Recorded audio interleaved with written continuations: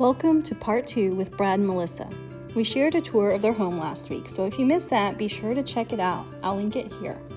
In today's video, you'll hear how Brad and Melissa, two of our Bootstrap Builders, saved over $400,000 on construction costs and built nearly $1 million in equity, all while building their dream home for their family of 6 using our Bootstrap Builders program. We created the program to help families take control of their dream home and save big by being their own general contractor. We kept having floor plan clients come back to us after getting bids from builders thinking they needed us to cut off huge chunks of their dream homes in order to afford to build. And that's just heartbreaking. So we began to share with our clients how we were able to save and build way beyond our means. Our program walks you step by step through the process so you can confidently build smarter, save money, avoid expensive mistakes, and keep full control over your design choices. So let's hear how they did it. This lovely couple holds a speed record for our Bootstrap Builders. They built this house in about 6 months. So, and it's beautiful. And it's absolutely gorgeous. And it's still standing. Yeah. And it's still standing. All right, we're with Brad and Melissa, and we just finished touring their White Oak house. And it's gorgeous, y'all. Y'all did a great job. So y'all bootstrapped this place. You're your own general contractor. And we said this in the intro, but y'all have the speed run for the fastest bootstrappers in the history of our program in 6 months about. But we have another couple, I think they did it about that. But so congratulations on holding the title. That's a challenge for anybody out there, 6 months. And the house is gorgeous. So tell us about why you decided to build. So there was really kind of a couple components to this. Is one, the house that we wanted to build, we couldn't afford to do it if we were to pay somebody else to do it, quite frankly, right? And so there was the cost factor, which was if we wanted to build the kind of house that we needed for our family, because we have 4 kids, it would have been, we would have priced ourselves out of the market. So we were able to do that and save quite a bit of money. The other part of that is just the ability to customize it the way that we want it. You want to kind of talk about that a little bit? Yeah, I mean, because we were finding, we had met with different builders, and when we found out that, well, when I found out we couldn't use, certain, but I had found this online and I really wanted to use that, and I couldn't go with that vendor or whatever, So I think just that freedom to be able to pick and choose who we wanted to work with and where we wanted to put things. Right. Like sometimes builders have like a certain lighting package that you have to choose from. Yes, exactly. Right, or they'll buy stuff in bulk. Yes. And then, they only offer limited choices. Well, even the savings in that too. I mean, because we had a good friend that could help us with some of the, cabinets in the garage house. And it was like, no, you have to use this guy, and it's going to cost $1 billion. I'm actually glad you said that, because I forgot about that. We had. And I feel like that was a big. I was almost offended when he was like, "No, you can't use your friend." I was like, "What? Well, it's my house." Right. Yeah, that was, I'm the one paying. That was bizarre to me. I'm like, you're going to charge me this much money to do cabinets. Yeah. My guy, who I'm okay with his product, I know his work, he's going to charge me less than half of that. Right. Just write it into the, I'm taking responsibility for the cabinets. Nope, not going to do that. They just, it's crazy. I think that was kind of the last conversation we had. We were like, let's try this. Yeah, I mean, in defense of builders, right? They're trying to minimize risk on their builds too, so they're going to go with short bets. And that's what he said too. He's like, well, I don't know this guy. I can't, account for his work, so I don't want to risk it. Right. However, because you do have it in, like being your own general contractor, you get to decide who gets to come into your house and to work on all the important systems in your place. And if you have somebody that you have the ability to hire them. And or if you want to do some on your own. That too, right? We have a lot of people that do this, and they're either master electricians or they're HVAC people, or they do trim carpentry or whatever. They just can't do everything else. Yeah. But, and so they save a lot doing that. Yeah.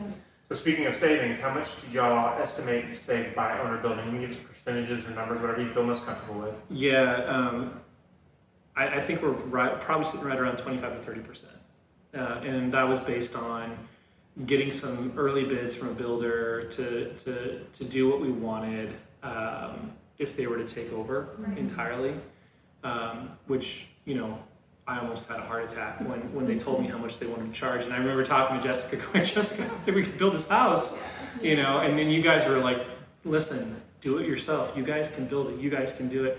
And I was really on the fence at first. Like, it was like, I don't know, I've never done anything like this before. I'd hate to build something and have it fall down in 6 months. And, you know, there goes all of my life savings and, you know, all the things that you're afraid of. But you guys were so great and encouraging and really trying to help kind of paint the picture of, listen, it's okay, breathe, you guys can do this. And then setting out kind of like a game plan for how to tackle it was super helpful. So. Yeah, I mean, it's just a matter of following the steps, and it's project management. Yeah. Right, that's what we tell everybody. If you can manage people, budget, logistics, timelines, you can do this. You bring in the people that know what they're doing, you know, the engineers, the licensed subs, the inspectors, all the people that got your back and have your best interest in mind. But you're orchestrating it all. And not only do you have that control, but you save a ton of money and build a huge amount of equity in the process. Yeah. So, Speaking of equity, so I assume you got it appraised after you finished building. What did it appraise for versus what you spent? Yeah, so the all-in spend on the house was about $690,000, and that was everything all in, and that's including you know, the upgrades to, like, you know, we have a sub-Z, it's built in, and we have this really nice, you know, huge French oven, and you know, all the things that I probably would have never been able to do if I would have gone with like a spec house or a tract home. Or a traditional builder. Yeah, like you know, so you know, so we spent more on those things, and so we honestly, if you would have peeled some of that stuff out, we probably would have ended up saving another $100,000 on top of that. But all that being said, is at $690, once we got out of the construction loan and we refinanced it down to a lower rate and a fixed 30-year, it appraised for 1.65. yeah, So, that's huge. you know, we're almost like overnight millionaires, Yeah. you know, Right, which right. is pretty awesome, Yeah. you know. Right. And it's funny because I told Melissa, I was like, hey, honey, we just got our appraisal back. Congratulations, you're a millionaire. Yeah. You know? And I'm like, and that's just one of the things, like, you don't set out for that kind of thing. We just wanted to build a house that was, you know, what we wanted for our family, and that's just an awesome perk, Yes. you know. Yes. Yeah. And yeah, it's a great side product, and it can also like just give you some extra freedom if, you know, things change down the road. Yeah. Then you're set up. Yeah. Totally. Yeah. Yep. You're going to invest X amount of dollars, Right. which is like a percentage of what you could get on your return. Right. Isn't it worth doing it? And so Right. to that, yes, I 100% think that the program is worth the money to see what we've gotten at. Yeah. So I told you that it was $690,000 to build this Right. house. We took these plans to a builder and said, how much would you charge to build this house, all in? And they were coming in at between $900,000 to 1.1 to build this house. And that was with a lot of things that we, like upgrades that we were like, okay, we're just gonna do. That wasn't the I- sub-zero. Yeah. I got desperate to the point where I was like, Jessica, can you just do the main house on the plans and we'll build the garage in Yes, phase yeah. 2 Right. in 10 years? Right. And so I didn't have to sacrifice any of those things by building it myself.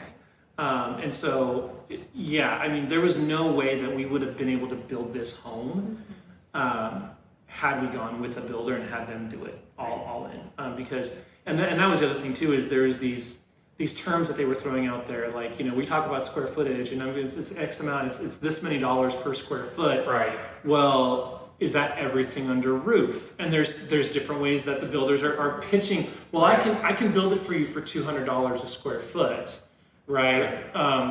But that's Including the garage. including the garage patio. and the patio and the overhangs and everything, right? Right. It's like, and then all of a sudden that 3,000 square foot floor plan just turned into 6,000 square Right. feet really quick, you know?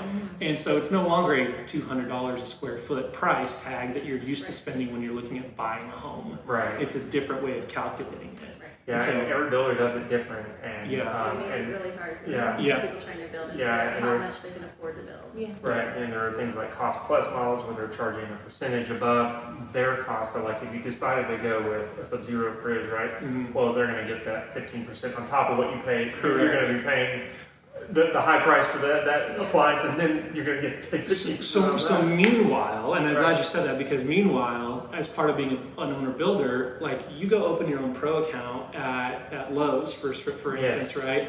And now I'm saving an additional 5 to 10% on stuff just as being a pro, but like a Right. pro, you get those extra savings. And then you get the perks on top of that. You get the additional points. You earn dollars. Right. So like, I bought my lumber package from Lowe's because, quite honestly, and I'm not pitching Lowe's. This isn't a commercial for Lowe's, guys, but I do love them. They are awesome. Go buy your stuff from them. No, Lowe's was great because they came in about $16,000 lower on the lumber package than any of the other lumber yards. And I went with a lot. I think I got 5 or 6 different bids from local people. And Lowe's still beat them by like 16 grand. So just the lumber package alone, being a pro builder, getting that lumber package, and then the points on top of that translated into additional dollars that I got back in terms of being able to put towards fixtures and things like that. Right. So you're not paying the 15% on top of whatever their cost is. You're actually saving another 5%, plus you're getting money back, which you can then go flip into putting into other fixtures and things like that. Right. It's materials, whatever you need, and that was awesome. Right, and we cover a lot of those different strategies in the program, and then even since we've done the program, the next time we update it, we're probably going to talk about more things like that. Like we have contact with Home Depot and Lowe's on how to fast path to get those kinds of discounts. So you made a great point there. So you said you were on the fence when you were considering building. What would you say to somebody who was considering doing the Bootstrap Builders program and being their own GC? Yeah, I think to me, honestly, it's worth it. I think if you're trying to save money, if you have a vision for what you want your home to look like, you know what you want, and you don't think you're going to be able to afford to pay a builder to do it, and you want to save some money, there really is no downside. I would just say that the only cost that you have to count is your time, right? And that's really what it comes down to, is are you willing to invest the time necessary? And people hear that. I heard that from somebody, and I was like, oh, great, I'm going to have to I'm just going to... You have a bunch of kids. And we have 4 kids. Right. We have 4 kids. We're a homeschooling family. Right. So we homeschool our kids. My wife is super busy, managing the home, getting the kids to, and we're doing sports and, music lessons and all the things, right? And I work a full-time job. And so, you hear those things, and I heard those things at the beginning, and I'm thinking, great, I'm going to be a slave to this thing for the next year. I'm never going to see my family. Just lock me in a basement somewhere, right? But if you just manage your time well, and you're intentional with your time, get up an extra hour early. And start knocking out the things that you need to knock out. Carve out an extra, hour in the evening and do some research or whatever, right? Like if you plan your schedule, if you schedule, and I think this is where a lot of people fall down is, I think us personally, we weren't always great with our schedule, and I think a lot of people might fall into that category. Is they're not scheduling their time or managing their time well. And so if you're willing to do that for a season, you can make it happen. And that's the key. It is a temporary situation. It is. Yeah. In your case, it was only 6 months. Yeah. And so, for most people, it's 6 to 12 months. Yeah. And a temporary situation where you are putting in a few more hours in your week, but then you end up with Short-term pain, lifetime gain. Yes. Yeah. Absolutely. And to be honest, if I had to do it all over again, I'd do it in a heartbeat. Now that I've done it, even with working a full-time job, I enjoyed it. I actually did enjoy it. It was actually there was a level of gratification that I got out of this. And it's a different type of skill set that I got to use that I don't always generally get to use on the project managing side of things, where it's getting the bids and calling the subs and scheduling the things and, doing all this kind of stuff and staying on top of it. I actually enjoyed the order of it, of getting it dialed in. And so for me, I enjoyed it. And maybe that's not everybody, maybe that's not their cup of tea, but for me personally, I thought it was great. I really enjoyed the process. We did too. We think Yeah. it's a really fun thing, and we think it's fun to see your house come together. Yeah. And we don't think that I honestly think that the bad reputation that home building gets comes from working with a builder because of all of the back and forth, the stretching and pulling, the feeling out of control with the budget and your choices. I think that's where the stress comes in for a lot of people, and that's why home building sometimes has a bad reputation. But I think when you're on your building, you avoid all that. Yeah. And it is really fun. Yeah, I agree. I think the other thing too is like working with a builder where some of the frustration comes in, especially timelines, right? You know, you talk about, hey, you guys own the record for 6.5 months of, you know. Well, this is your only project. This is the only build you're doing. This is the only thing we're doing. These builders have multiple projects, and maybe yours isn't the most lucrative, right? Maybe you're a budget client, and I've got another dude that's willing to pay me, you know, $20 million to build this building over here, right? And so their focus and attention is going to be spent over there. So timing-wise, you're probably not going to get their attention. You're not going to get the white glove service, you know. And then also, you know, you may be dealing with scheduling issues with them where they're pulling their subs, their guys onto other jobs because those are, you know, they're trying to, you know, manage multiple, but also manage ones that are more, you know, are paying higher. And to be honest, like for us trying to save money on a home build, you know, we're going to be asking for them to discount. We're going to be asking for them to help us save money. And one of the ways that they're going to do that is they're like, okay, well, I'm going to deprioritize you then. Right. So, you know, when you're doing it as an owner builder, you're in control. You're setting everything up, right? So that time frame to build is compressed because you can do it yourself. You can basically, how I think about it is you build as fast as you want it up, you know, like, you know, and it's a good way to say it. You know, and yes, it's going to take several months. Well, you're at the mercy of weather, like every other builder in the world is. And we live in Tennessee, right? And so we got cold, and it was cold in February, and you know, and it had a lot of rain. We had some snow, and then you know, March came along. It was nice, you know, and then we get to the summer, and it's, you know, we get a lot of summer rain out here and stuff too. So, you know, we had some weather, but yeah, I think ultimately at the end of the day, like if you're willing to just put in the time, be intentional with it, you can get it done pretty quick. You know, So it's just. What did you find? What was the most helpful part of the course for y'all when you went through it? I think just the initial outline of like, here's where you start, here's how it ends. You know, and like, because I think for me, like, I'm the kind of guy that I want to, before I like start playing with a new toy or I get a new piece of tech or something, like, I want to read through the manual to understand how it all works. All the options, and how they work together. And so, like, my brain has to see the whole picture. Otherwise, I get overwhelmed. Like, I have a hard time just like taking step 1 if I don't know what steps 3, 4, 5, 6, 7, 8 are, like ahead of time and how they work together. So I stress myself out in that way too. Like I'm a little extra for sure. But like I think that was really helpful because you guys made it very simple to follow. Like it was just like you have a very clear outline, and again, like there's nuances to every build, right? You know, different jurisdictions, different counties, different ways to build a house. Different ways to build a house. Like, you know, you guys, great example is like our plan was initially on a slab foundation. I'm like, we live in Tennessee and we get a little bit of water. I need it on a crawl space, right? So we had to work through some of those things, and like I had questions like, well, you know, how high should the crawl space be? And Jessica's like, well, how does your land slope? And there's a lot of things to figure out, which. I don't know. I had to ask and figure out those questions, you know, on my own. So, but you guys kind of set the stage for even knowing what questions to ask, and what steps to follow and in what sequence. So it was super helpful. Well, I appreciate that. Yeah, it's hard to find. You want to make it detailed enough where somebody can get through the entire process, but not get them so bogged down in the weeds that like it's information overload. And so, and like you said, like. Houses are constructed very differently in Tennessee versus like Idaho, right, where you have snow, or California where you have to deal with seismic and stuff like that. And so like it's impossible to touch all that. So, but the general process is the same. The order of operations is generally the same. You might swap things up here and there depending on where you're at. And some of it doesn't matter. Like some things can be interchanged. But get that 10,000 foot overview, and then as you're going through your build, you can go back and revisit the modules and like, okay, I'm going to rewatch this part of the course like 3 times. And I totally did that. Yeah, like that was like 100%. I was like, yeah, I got these. These are easy. And then it was like, what did he say about that? Yeah. And I like, so great example of this was stairs. Oh. You know, I know that you guys mentioned it on your video. You know, like, hey, stairs are a big thing. You know, pay attention to this. If you know, we want to make sure that if we're investing money anywhere, like making sure that your carpenter who's doing the stairs knows what they're doing, right? Right.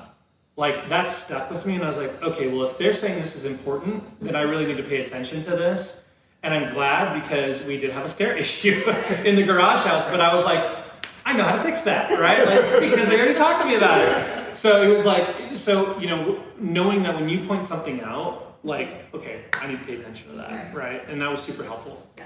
Awesome. Any other tips, any parting tips for the people watching at home? I feel like, again, I didn't watch the videos because he was the one building it. Yeah. But I mean, just to see him like step in, I mean, literally at the end of this, I was like, you have found your calling. You can be a builder. Yeah. So the material, everything that's there, clearly, this is not your field.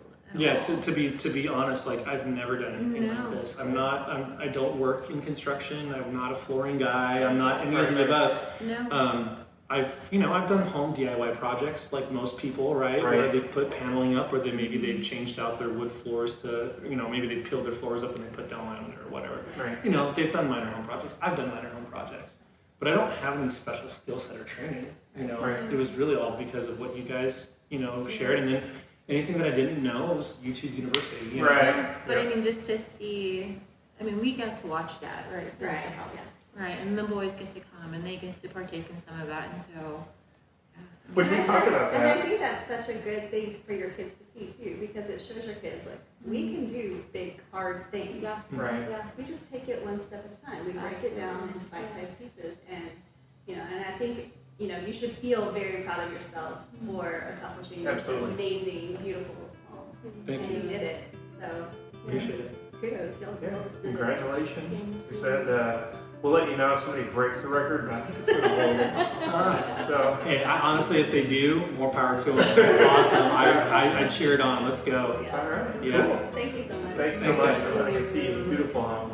Well, thanks for coming. Appreciate it. Brad and Melissa's story is just one example of what's possible when you bootstrap your build. With the right guidance and tools, you don't have to sacrifice your vision or your budget to get the home you've always wanted. Our Bootstrap Builders program has helped families across the country save 6 figures and build lasting equity. If you're ready to see how much you could save, click the link below and let's get started today. And don't forget to go back and watch Brad and Melissa's home tour video to see exactly how beautiful this house is that they built using our Bootstrap Builders program.